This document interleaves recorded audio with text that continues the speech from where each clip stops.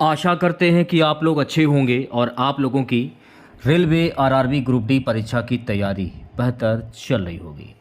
तो चलिए क्लास को शुरू करते हैं। क्लास को शुरू करने से पहले अगर आप लोगों ने अभी तक इस क्लास को लाइक नहीं किया है तो प्लीज़ क्लास को लाइक कीजिएगा और अपने तमाम दोस्तों में इस क्लास को ज़्यादा से ज़्यादा शेयर कीजिएगा। जिन लोगों ने अभी तक टेलीग्राम चैनल को ज्वाइन नहीं किया है ज़रूर ज्वाइन करें। जो भी क्लासेस रहती हैं आप लोगों की सारी क्लासेस की जो पीडीएफ वगैरह हैं आपको वहीं पर मिलती हैं। लिंक आपको वीडियो के डिस्क्रिप्शन में मिल जाएगा, तो जल्दी से जाइए और ज्वाइन कर लीजिए। तो पहला प्रश्न देखेगा, पहला प्रश्न रहेगा, यदि शब्द कोडिंग को DPEJOH के रूप में कोड किया जाता है तो शब्द स्टेशन को किस रूप में कोड किया जाएगा। सबसे पहले लिख लेते हैं कोडिंग, CODING। अब आप ये देखिए कि इनके बीच में कितने कितने का अंतर है।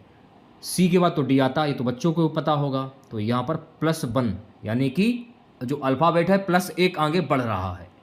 ओ के बाद क्या आता है, ओ के बाद पी आता है, यहाँ पर भी +1 का अंतर है।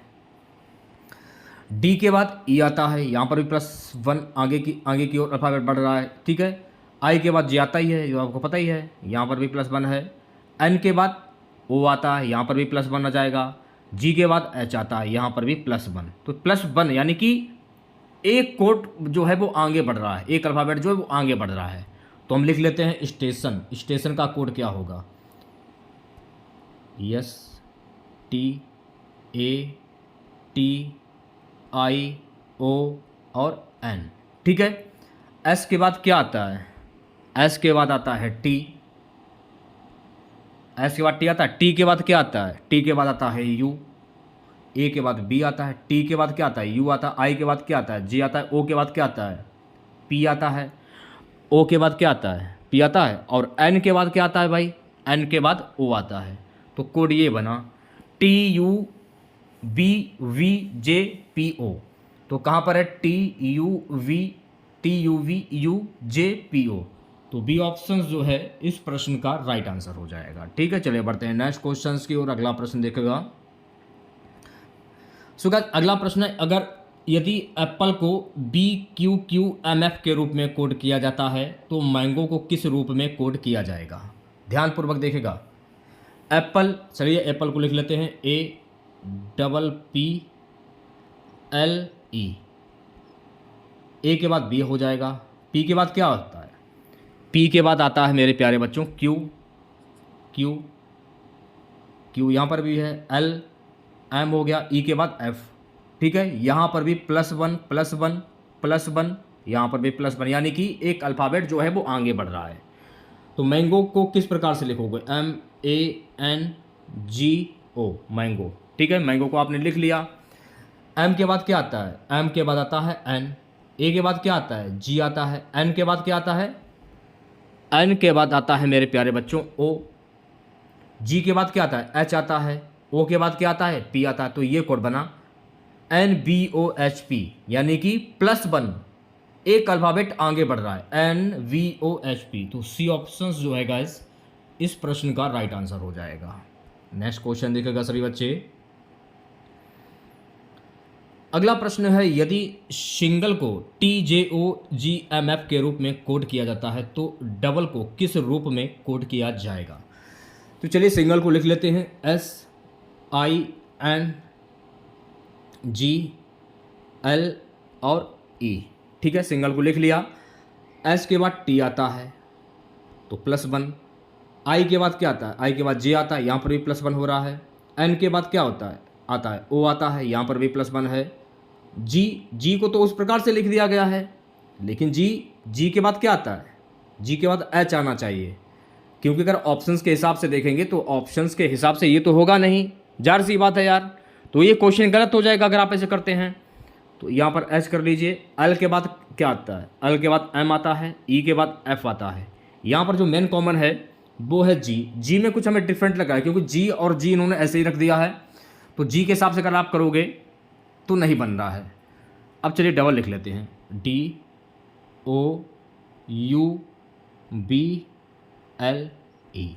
ठीक है। डी के बाद क्या आता है, ई आता है।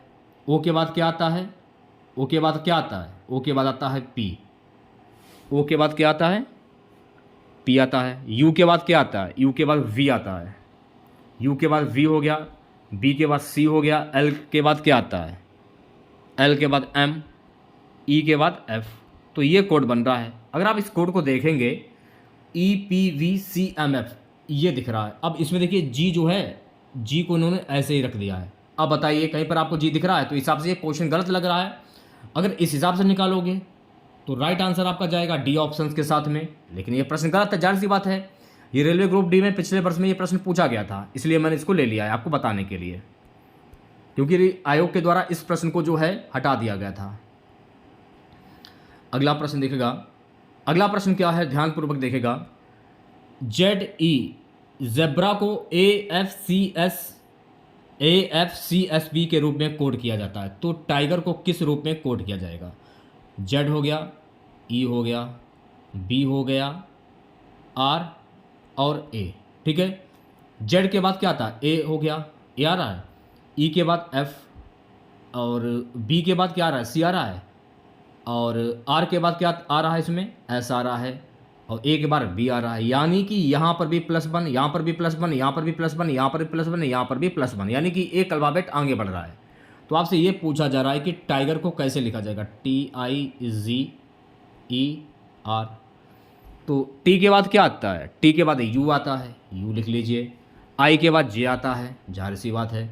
जी के बाद क्या आता है भाई, जी के बाद क्या आता है, जी के बाद एच आता है, ई के बाद एफ आता है, और आर के बाद क्या आता है, आर के बाद एस आता है। यानी कि +1 का अंतर हो रहा है इसमें, प्लस यानी कि एक अल्फ़ाबेट आगे बढ़ रहा है। तो UJHFS ये कोड बन रहा है, UJHFS कहाँ पर है, ये रहा। तो ऑप्शन नंबर ए जो है इस प्रश्न का राइट आंसर हो जाएगा। जो भी मैं आपको रीजनिंग का प्रश्न करा रहा हूँ रेलवे ग्रुप डी के एग्जाम में पिछले वर्ष पूछे जा चुके हैं। पांचवा प्रश्न का, यदि मदर को NPUIFS के रूप में कोड किया जाता है तो फादर को किस रूप में कोड किया जाएगा। चलिए मदर को लिख लेते हैं MOTHE और R। ठीक है, M के बाद N +1 का हो गया इसमें, O के बाद P दिख रहा है इसमें हमें, T के बाद U दिख रहा है +1, और T के बाद U, H के बाद क्या आता है, H के बाद I, और E के बाद F, और R के बाद S। यानी कि +1 इसमें भी +1 यानी कि एक जो अल्फ़ाबेट है वो आगे बढ़ रहा है। तो आपसे ये पूछा जा रहा है कि फादर को किस रूप में कोड किया जाएगा। चलिए फादर को लिख लेते हैं FATHE और R, फादर। ठीक है, यफ के बाद क्या आता है, यफ के बाद आता है Z, ए के बाद B आता है, और टी के बाद क्या आता है, टी के बाद आता है U, एच के बाद क्या आता है, एच के बाद आता है I, ई के बाद आता है F, और आर के बाद क्या आता है, आर के बाद क्या आता है, आर के बाद एस आता है। तो ये कोड बना जाके GUV,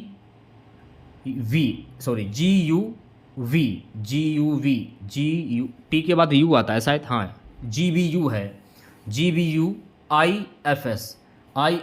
तो ऑप्शन नंबर ए जो है इस प्रश्न का राइट आंसर हो जाएगा। ठीक है,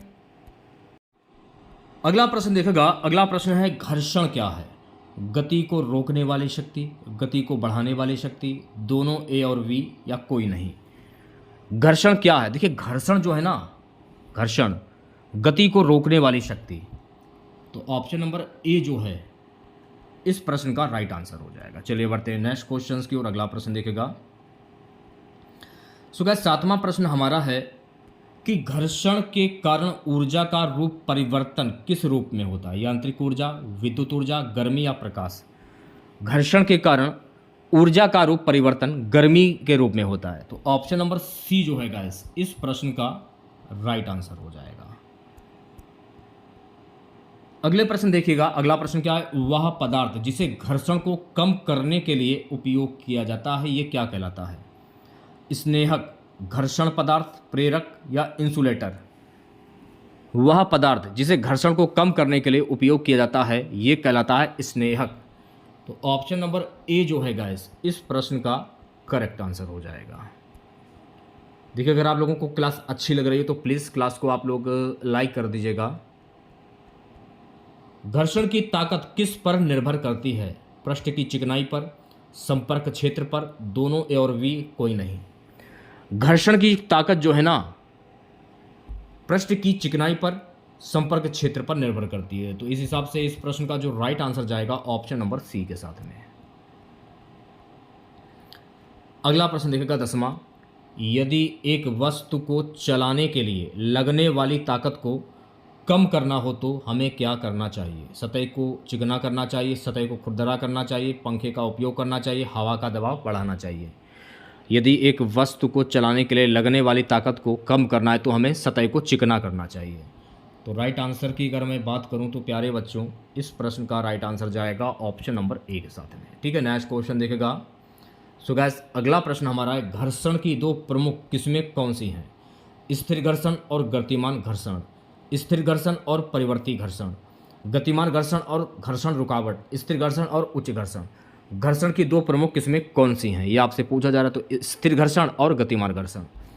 तो राइट आंसर की अगर मैं बात करूं तो इस प्रश्न का जो राइट आंसर जाएगा ऑप्शन नंबर ए के साथ में। 12वां प्रश्न देखेगा। सो गाइस, 12वां प्रश्न है, वह यांत्रिक ऊर्जा का प्रकार क्या है जिसे घर्षण के कारण ताप ऊर्जा में परिवर्तित किया जाता है? ताप ऊर्जा, यांत्रिक ऊर्जा, विद्युत ऊर्जा, रासायनिक ऊर्जा। यांत्रिक ऊर्जा, तो ऑप्शन नंबर वी जो है गाइस इस प्रश्न का राइट आंसर हो जाएगा। प्यारे बच्चों, 13वां प्रश्न देखेगा। 13वां प्रश्न क्या है? घर्षण की दर को बढ़ाने के लिए हमें क्या करना चाहिए? सतह को चिकना करना चाहिए, सतह को खुरदरा करना चाहिए, हवा का दबाव बढ़ाना चाहिए, कोई नहीं। घर्षण की दर को बढ़ाने के लिए हमें सतह को खुरदरा करना चाहिए। तो ऑप्शन नंबर वी जो है गाइस इस प्रश्न का राइट आंसर हो जाएगा। नेक्स्ट क्वेश्चन देखेगा सभी बच्चे, प्यारे बच्चों। अगला प्रश्न हमारा है कि किस प्रकार की सतह पर घर्षण अधिक होता है? चिकनी सतह, खुरदरी सतह, मजबूत सतह या कोई नहीं। किस प्रकार की सतह पर घर्षण अधिक होता है? खुरदरी सतह पर घर्षण अधिक होता है। तो ऑप्शन नंबर वी जो है इस प्रश्न का करेक्ट आंसर हो जाएगा। 15वां प्रश्न देखेगा सभी बच्चे। सो गाइस, अगला प्रश्न है कि जिस सतह पर घर्षण सबसे कम होता है वह क्या कहलाती है? धातु की सतह, रबर की सतह, चिकनी सतह या कोई नहीं। जिस सतह पर घर्षण सबसे कम होता है तो वो कहलाते हैं चिकनी सतह। तो ऑप्शन नंबर सी जो है गाइस इस प्रश्न का करेक्ट आंसर हो जाएगा। अब कुछ रीजनिंग के प्रश्न और देख लीजिए आप लोग। प्रश्न क्या है कि कथन में क्या दे रहा है आपको? सभी पुस्तकें ज्ञान देती हैं। अब देखिए यहाँ पर आपसे ये निष्कर्ष में कहा जा रहा है कि कुछ पुस्तकें ज्ञान देती हैं, ये तो सही है। सभी पुस्तकें ज्ञान प्रदान करती हैं, यह भी सत्य है कि सभी पुस्तकें ज्ञान प्रदान करती हैं। तो इसलिए निष्कर्ष दोनों ही ठीक हो जाएंगे। नेक्स्ट क्वेश्चन देखेगा सभी बच्चे। अगला प्रश्न क्या है, ध्यानपूर्वक देखेगा। कथन सभी पक्षी उड़ सकते हैं। अब उल्लू एक पक्षी है इसलिए उल्लू उड़ सकता है। जी, उल्लू पक्षी है, वो उड़ता भी है। सभी पक्षी उड़ते हैं, यह भी कथन हमें सही लग रहा है। सी, सभी पक्षी उड़ते हैं। तो मेरे हिसाब से तो दोनों ही कथन हमें सत्य लग रहे हैं। तो निष्कर्ष दो सही है और निष्कर्ष पहला भी सही नहीं है। उल्लू एक पक्षी नहीं है, ये तो गलत कथन हो जाएगा। इसलिए उल्लू उड़ सकता है। सभी पक्षी उड़ते हैं, सभी पक्षी तो उड़ते हैं, ये तो सही है। तो निष्कर्ष दो सही है और निष्कर्ष पहला सही नहीं है। अगला प्रश्न देखेगा। ऐसे प्रश्न मैंने इसलिए ले लिए हैं क्योंकि ये रेलवे ग्रुप डी के एग्जाम में ऐसे भी प्रश्न पूछे जाते हैं। कथन में क्या है? केवल मच्छर ही मलेरिया फैलाते हैं। कथन निष्कर्ष में क्या है? मच्छर मलेरिया फैलाने वाले जीव हैं, ये तो सही है। सभी जीव मच्छर नहीं होते हैं। जी हाँ, सभी जीव मच्छर कैसे हो सकते हैं? क्योंकि मच्छर मलेरिया फैलाने वाले जीव हैं, ये तो सही है। लेकिन सभी जीव मच्छर नहीं होते हैं। तो निष्कर्ष जो पहला वाला है ये हमको कुछ कुछ सही लग रहा है। निष्कर्ष पहला और दूसरा दोनों सही हैं। तो यार सभी जीव मच्छर नहीं होते हैं, ये भी सही है। सभी जीव मच्छर नहीं होते हैं और मच्छर मलेरिया फैलाना जीव है, यहाँ दोनों सही हो जाएंगे। अगला देखिएगा।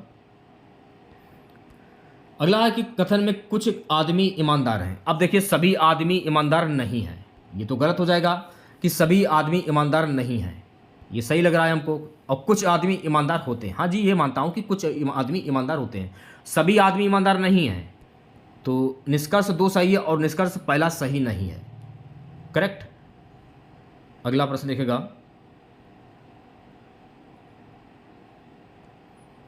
कथन सभी फल पौष्टिक होते हैं। आम एक फल है इसलिए आम पौष्टिक होता है, सही है।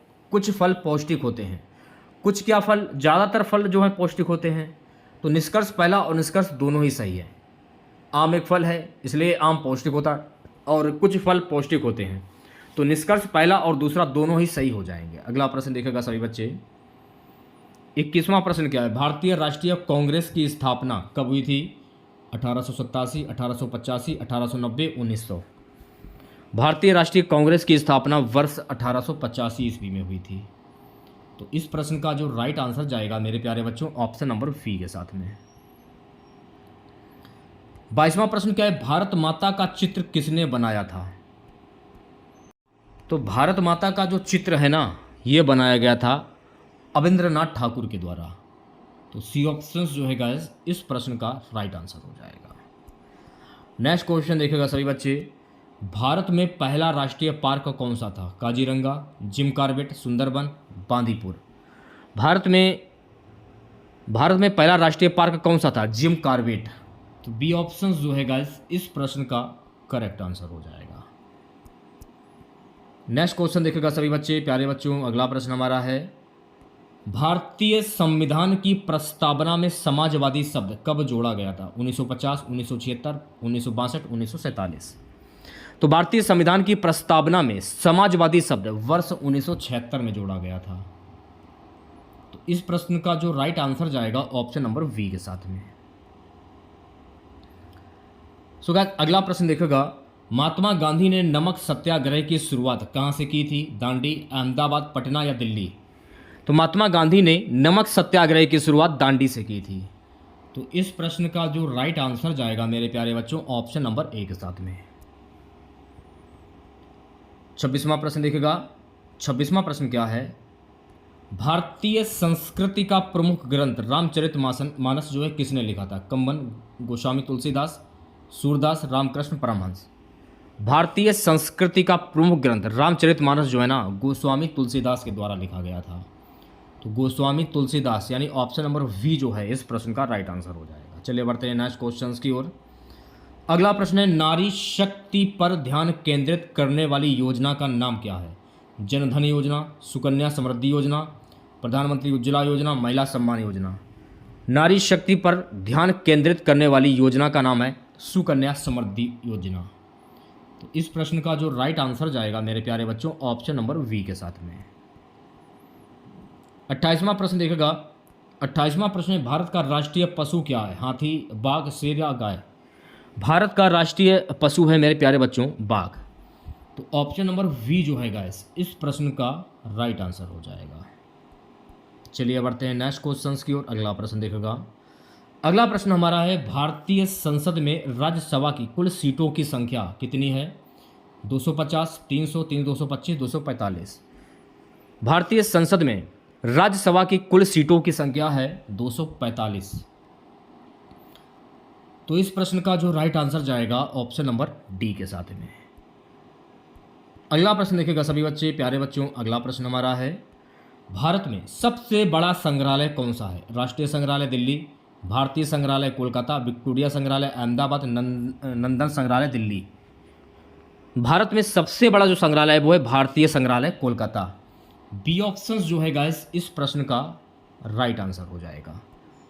देखिए आप लोगों के लिए एक सूचना है, जिन बच्चों को 2000 प्रश्नों की मास्टर पीडीएफ चाहिए स्पेशली रेलवे ग्रुप डी के लिए, तो वो बच्चे इस पीडीएफ को प्राप्त कर सकते हैं।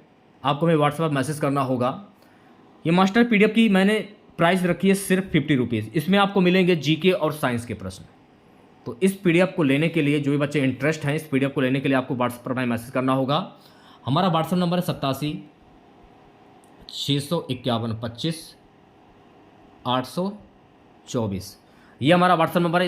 इस नंबर को अपने फ़ोन में सेव कर लीजिए और हमें तुरंत मैसेज करें, ठीक है। अगला प्रश्न क्या है, सांस्कृतिक राष्ट्रवाद के सिद्धांत के लेखक कौन है? जवाहरलाल नेहरू, दीनदयाल उपाध्याय, सुभाष चंद्र बोस, बिपिन चंद्र पाल।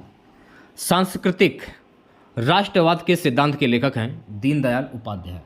तो बी ऑप्शन जो है गाइस इस प्रश्न का राइट आंसर हो जाएगा। चलिए बढ़ते हैं नेक्स्ट क्वेश्चंस की ओर। अगला प्रश्न देखिएगा। भारतीय संस्कृति के महत्वपूर्ण ग्रंथों में से एक गीता किसके द्वारा दिया गया था? भगवान श्री राम, भगवान श्री कृष्ण, भगवान शिव, भगवान गांधी। भारतीय संस्कृति के महत्वपूर्ण ग्रंथों में से एक गीता जो है ना, ये भगवान कृष्ण के द्वारा दिया गया था। तो भगवान कृष्ण इस प्रश्न का करेक्ट आंसर हो जाएगा, यानी कि option number V. So guys, अगला प्रश्न देखोगा। अगला प्रश्न है, भारतीय संविधान के किस अनुच्छेद में राज्य की भाषा के रूप में हिंदी को स्वीकार किया गया है? अनुच्छेद 343, अनुच्छेद 370, अनुच्छेद 372, अनुच्छेद 350। भारतीय संविधान के अनुच्छेद 343 में राज्य की भाषा के रूप में हिंदी को स्वीकार किया गया है। तो भाषा अनुच्छेद 343, ऑप्शन नंबर ए जो है इस प्रश्न का राइट आंसर हो जाएगा। सो गाइस, 34वां प्रश्न देखेगा। भारत में सांची स्तूप किस सम्राट के शासनकाल में बनवाया गया था? सम्राट अशोक, सम्राट चंद्रगुप्त मौर्य, सम्राट विक्रमादित्य, सम्राट कश्मीर। भारत में सांची स्तूप जो है ना, सम्राट अशोक के शासनकाल में बनाया गया था। सम्राट अशोक इस प्रश्न का करेक्ट आंसर हो जाएगा। अशोक ने कलिंग पर आक्रमण वर्ष 261 ईस्वी में किया था। अशोक के शिलालेखों की खोज किसके द्वारा की गई थी? जेम्स प्रेसेप के द्वारा। अशोक ने कौन से धर्म को अपनाया था? तो कलिंग युद्ध होने के बाद अशोक ने बौद्ध धर्म को अपना लिया था। तो ये सारे पॉइंट आपको ध्यान में रखने हैं। नेक्स्ट क्वेश्चन देखिएगा। भारत का राष्ट्रीय गीत वंदे मातरम किसने लिखा? रविंद्रनाथ ठाकुर, बंकिम चंद्र चट्टोपाध्याय, हेमचंद पांडे, महात्मा गांधी। भारत का राष्ट्रीय गीत वंदे मातरम बंकिम चंद्र चट्टोपाध्याय के द्वारा लिखा गया है। तो इस प्रश्न का जो राइट आंसर जाएगा मेरे प्यारे बच्चों, ऑप्शन नंबर वी के साथ में। नेक्स्ट क्वेश्चन देखेगा 36वां। भारत में सबसे बड़ा रोजगार देने वाला क्षेत्र कौन सा है? कृषि, उद्योग, सेवा क्षेत्र या निर्माण? भारत में सबसे बड़ा रोजगार देने वाला क्षेत्र है कृषि। तो ऑप्शन नंबर ए जो है गाइस इस प्रश्न का राइट आंसर हो जाएगा। चलिए बढ़ते हैं नेक्स्ट क्वेश्चन की ओर। अगला प्रश्न देखेगा। भारत में केंद्रीय बजट का पहला प्रस्तुतकर्ता कौन था? पंडित नेहरू, जवाहरलाल नेहरू, लियाकत अली खान, राम मनोहर लोहिया। भारत में केंद्रीय बजट का पहला प्रस्तुतकर्ता था लियाकत अली खान। तो ऑप्शन नंबर सी जो है गाइस इस प्रश्न का राइट आंसर हो जाएगा। 38वां प्रश्न हमारा है, महात्मा गांधी ने किस आंदोलन के दौरान स्वदेशी वस्त्रों का प्रचार किया? असहमति आंदोलन, नमक सत्याग्रह, असहमति आंदोलन, स्वदेशी आंदोलन। महात्मा गांधी ने स्वदेशी आंदोलन के दौरान स्वदेशी वस्त्रों का प्रचार किया। तो ऑप्शन नंबर डी जो है गाइस इस प्रश्न का राइट आंसर हो जाएगा। 39वां प्रश्न देखेगा। नरेगा योजना का उद्देश्य क्या है? शिक्षा की गुणवत्ता में सुधार, ग्रामीण क्षेत्रों में रोजगार सृजन, स्वास्थ्य सेवाओं में वृद्धि, कृषि सुधार। नरेगा योजना का उद्देश्य क्या है? ग्रामीण क्षेत्रों में रोजगार सृजन। तो राइट आंसर की अगर मैं बात करूं तो प्यारे बच्चों इस प्रश्न का राइट आंसर जाएगा ऑप्शन नंबर वी के साथ में। चलिए बढ़ते हैं नेक्स्ट क्वेश्चन की ओर। अगला प्रश्न देखेगा। भारत में पहली आर्थिक जनगणना कब हुई थी? 2001, 2011, 1991, 1981। भारत में पहली आर्थिक जनगणना वर्ष 2001 में हुई थी। तो राइट आंसर की अगर मैं बात करूं तो प्यारे बच्चों इस प्रश्न का राइट आंसर जाएगा ऑप्शन नंबर ए के साथ में। अगला प्रश्न है, जीडीपी का क्या मतलब है? इसका फुल फॉर्म क्या होता है? Gross domestic product. Option number A जो है इस प्रश्न का करेक्ट आंसर हो जाएगा। प्यारे बच्चों अगला प्रश्न देखेगा। अगला प्रश्न है 43वां। भारत में पहली बार औद्योगिक नीति कब घोषित की गई? 1947, 1951, 1948, 1956। भारत में पहली बार औद्योगिक नीति वर्ष 1956 में घोषित की गई थी। तो इस प्रश्न का जो राइट आंसर जाएगा मेरे प्यारे बच्चों ऑप्शन नंबर डी के साथ में। अगला प्रश्न देखेगा। अगला प्रश्न है कि मूल्य स्थिरता का सबसे अच्छा उपाय क्या है? मुद्रास्फीति नियंत्रण, वित्तीय सहायता, कर प्रणाली में सुधार, व्यापार को बढ़ावा देना। मूल्य स्थिरता का सबसे अच्छा उपाय है मुद्रास्फीति नियंत्रण। तो ऑप्शन नंबर ए जो है गाइस इस प्रश्न का करेक्ट आंसर हो जाएगा।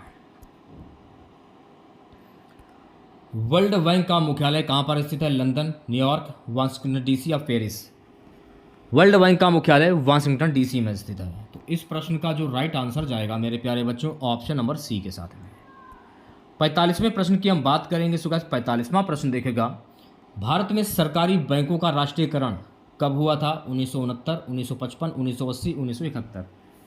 भारत में सरकारी बैंकों का राष्ट्रीयकरण वर्ष 1969 में हुआ था। तो इस प्रश्न का जो राइट आंसर जाएगा ऑप्शन नंबर ए के साथ में। अब यहाँ से देखिए आपके रीजनिंग के प्रश्न जो है वो स्टार्ट हो जाते हैं। रीजनिंग के प्रश्न देख लीजिए। संख्या दी जा रही है 2, 6, 12, 20, 30। तो आपको देखिए अब यहाँ पर कौन सी संख्या आएगी यह आपको बताना है। 2 और 6 के बीच में कितने का अंतर है? 3, 4, 5, 6। यहाँ पर हो जाएगा 4 का अंतर। 6 और 12 के बीच में कितने का अंतर है? 7, 8, 9, 10, 11, 12। 6 का अंतर हो जाएगा भाई। 12 और 20 के बीच में कितने का अंतर है? 8 का अंतर हो जाएगा। 20 और 30 के बीच में कितने का अंतर है? 10 का अंतर हो जाएगा। और आगे कितने का अंतर हो जाएगा? 12 का अंतर हो जाएगा। ठीक है, तो 30 और 12 कितने हुए? 2, 3, 1, 4 यानी 42। तो ऑप्शन नंबर वी जो है गाइस इस प्रश्न का राइट आंसर हो जाएगा। चलिए बढ़ते हैं नेक्स्ट क्वेश्चन की ओर। अगला प्रश्न देखेगा। अगला प्रश्न है हाथी, शरीर और मोर। हाथी का संबंध शरीर से होगा और मोर का संबंध किससे होगा? पैर, पंख, मुंह या आंख? जाहिर सी बात है पंख। ऑप्शन नंबर वी करेक्ट हो जाएगा। सिंपल सा प्रश्न है। अब यहां पर देखेगा ए, डी, जी, जे, एम, यहां पर कौन सा अल्फाबेट आएगा ये आपसे पूछा जा रहा है। ए 3 का अंतर हो गया। ए और डी के बीच में 3 का अंतर है। डी और जी के बीच में कितने का अंतर है? डी और जी के बीच में भी 3 का अंतर है। जी और जे के बीच में भी 3 का अंतर है भाई। जे और एम के बीच में कितने का अंतर है? जे और एम के बीच में, जे और एम 1, 2, 3, यहाँ पर भी 3 का अंतर हो जाएगा। तो आगे भी 3 का अंतर होगा भाई। तो एम के बाद क्या आता है? एन, ओ, पी। 1, 2, 3, 1, 2, 3 पी होगा या क्यू होगा? पी हो जाएगा। तो 3 का अंतर करोगे ना, यानी कि +3 हो रहा है ना, +3 +3 +3 +3 हो रहा है।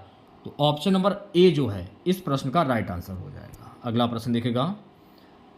कागज, किताब, लोहा। अब देखिए कागज से तो किताब बनती है, लोहा से क्या बनता है? लोहा से क्या बनता है ये आपसे पूछा जा रहा है। सिंपल सा प्रश्न है। लोहा से बनता है मेरे प्यारे बच्चों गाड़ी। तो बी ऑप्शन जो है इस प्रश्न का करेक्ट आंसर हो जाएगा। अगला प्रश्न है मेरे प्यारे बच्चों, यदि किसी शब्द में अन से शुरू होता है तो उस शब्द का उल्टा क्या होगा? नमस्ते। नमस्ते का उल्टा क्या होता है भाई? नमस्ते का उल्टा है तहसास। इस प्रश्न का जो राइट आंसर जाएगा ऑप्शन नंबर ए के साथ में। अब यहां यह बार प्रश्न देखेगा। 3 है, 6 है, 11 है, 18 है और 27 है। 3 और 6 के बीच में कितने का अंतर है? ये देखिए 4, 5, 6, 3 का अंतर हो गया। 6 और 11 के बीच में कितने का अंतर है? 7, 8, 9, 10, 11, 5 का अंतर हो गया। 11 और 18 के बीच में कितने का अंतर है? 11 और 18 के बीच में 12, 13, 14, 15, 16, 17, 18, 7 का अंतर हो गया। 18 और 27 के बीच में कितने का अंतर है? 19, 20, 21, 22, 23, 24, 25, 26, 27 यानी कि 9 का अंतर है।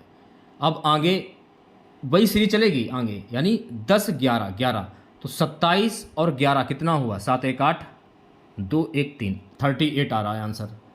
38 आ रहा है। 8, 9, 10, 11, 7, 1, 8, 2, 1, 3, 27 है। फिर से देख लेते हैं, शायद गलत हो गया हो हमसे ही। 3 और 6 के बीच में कितने का अंतर है? 4, 5, 6, 3 का अंतर हो गया भाई। इसके बाद 7, 8, 9, 10, 11, 7, 8, 9, 10, 11, 5 का अंतर हो गया। ठीक है, 7, 8, 9 है, 10, 11, 12, ठीक है, 3 का अंतर होगा। मैंने थोड़ा सा मिस्टेक हमसे हो गया था, यहाँ पर होगा 2। ठीक है, तो 8, 9, 2, 1, 3, 39 होगा आंसर। ऑप्शन नंबर सी जो है इस प्रश्न का राइट आंसर हो जाएगा। हमसे थोड़ा मिस्टेक हो गया था, उसके लिए मैं आप लोगों से क्षमा चाहता हूँ। अगला प्रश्न देखेगा, निम्नलिखित में से कौन सा शब्द अन्य 3 शब्दों से अलग है? कुत्ता, बिल्ली, गाय, बकरी। कुत्ता भी मांस खाता है, बिल्ली भी मांस खाती है, कुत्ता, बिल्ली, गाय, बकरी, निम्नलिखित में से कौन सा शब्द अन्य तीन शब्दों से सबसे अलग है, ये आपसे पूछा जा रहा है। कुत्ता भी मांसाहारी है, बिल्ली भी मांसाहारी, लेकिन बकरी तो मांसाहारी है ही नहीं। गाय भी दूध देती है, बकरी भी दूध देती है, तो तीनों से अलग भिन्न क्या होगा? कुत्ता, बिल्ली, बकरी, या ऐसे भी समझ सकते हैं बकरी भी नाटी होती है, बिल्ली भी नाटा होता है, कुत्ता भी नाटा होता है, ठीक है। यानी इनकी ऊंचाई के हिसाब से अगर आप लोग देखेंगे तो ऊंचाई के हिसाब से कुत्ता, बिल्ली और बकरी ये तीनों ही नीचे होते हैं, और गाय जो है बड़ी होती है। तो गाय आपका जो है राइट आंसर हो जाएगा, ठीक है। थोड़ा सा डिफिकल्ट प्रश्न था, माइंड से गुजरने वाला। भारत का राष्ट्रीय खेल कौन सा है? फुटबॉल, हॉकी, क्रिकेट या कबड्डी? भारत का राष्ट्रीय खेल है मेरे प्यारे बच्चों हॉकी। तो बी ऑप्शंस जो है गाइस इस प्रश्न का करेक्ट आंसर हो जाएगा। अगला प्रश्न क्या है? अगला प्रश्न देखोगा, स्वतंत्रता संग्राम में लाला लाजपत राय किस आंदोलन से जुड़े थे? स्वदेशी आंदोलन, चंपारण आंदोलन, असहयोग आंदोलन, भारतीय राष्ट्रीय कांग्रेस के अध्यक्ष। स्वतंत्रता संग्राम में लाला लाजपत राय स्वदेशी आंदोलन से जुड़े थे। तो इस प्रश्न का जो राइट आंसर जाएगा मेरे प्यारे बच्चों ऑप्शन नंबर ए के साथ में। नेक्स्ट क्वेश्चन देखिएगा, भारतीय संविधान का उद्घाटन भाषण किसने दिया था? Jawaharlal Nehru, doctor Rajendra Prasad, doctor Bhimrao Ambedkar, Liaquat Ali Khan. भारतीय संविधान का उद्घाटन जो है ना जवाहरलाल नेहरू के द्वारा किया गया था। तो जवाहरलाल नेहरू इस प्रश्न का करेक्ट आंसर हो जाएगा।